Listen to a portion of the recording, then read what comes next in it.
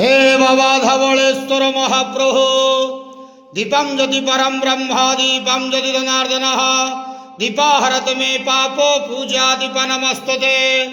आहे धवळेश्वर महाप्रभो संसार सुखी रखंदो।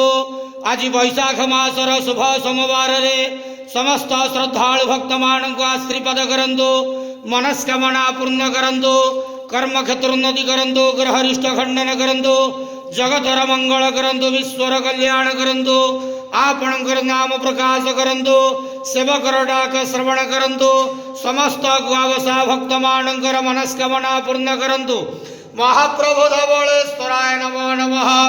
संसार सुखी रखंदो आनंद गेवार हरि बोलो। आज वैशाख मासर शुभ सोमवार रे समस्त श्रद्धालु भक्त मान को आश्रीपद करंदो आनंद गेवार हरि बोलो। बाबा धवळेश्वराय नमो नमः।